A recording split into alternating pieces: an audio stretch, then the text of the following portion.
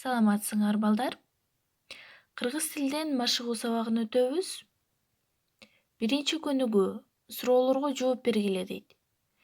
Чыңгыз Айтматов кандай бала болуптур? Эгерде ал бөжөктүн үнүн укпай калса эмне болот эле? Силер да табиятта болгон нерселерге сезимтал мамиле жасайсыңарбы? Жообуңарды мисалдар менен далилдегиле дейт. Ушул берилген 3 суроого жооп беребиз. Бул Чыңгыз Айтматовдун чыгармалары боюнча жана Чыңгыз Айтматовдун өзү боюнча берилген суроолор экен. Немесе суроолорго оозеки жооп бересиңер. Экинчи көнүгүү. Сын атоочтор сыпаттаган заттардын аттарын тапкыла. Өзүңөр да тексттеги заттарга ушундай мисалдарды түзгүлө дептер. Коркок, алсыз, алаң көз. Бул коён, коён жөнүндө. Кийинки кара, чаар, шер, күчтүү. Бул эмне боюнча болушу мүмкүн? Табабыз. Андан кийинки сөздөргө дагы мисал үчүн куу, кызыл, айлакер. Бул эмне жөнүндө болуп жатат? Канаттуу, айбаттуу, алгыр. Ал кайсы? Кубаттуу, ачы көз, жырткыч.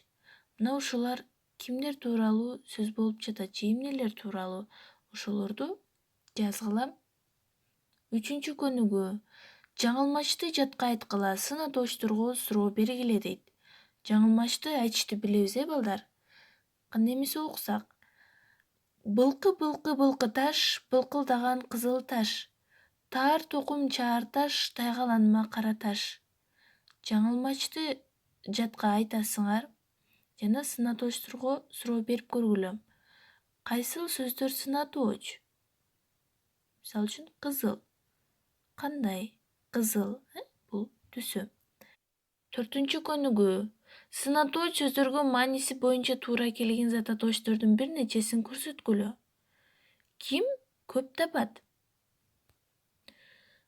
Бизге бир нече сын атооч сөздөр берилген, аларга мааниси боюнча туура келген зат атооч сөздөрдөн таап коебуз.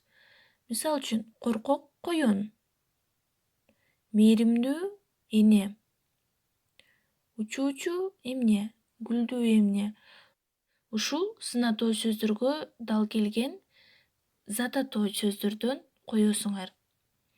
Үйгө тапшырма 5-көнүгүү 62-бет.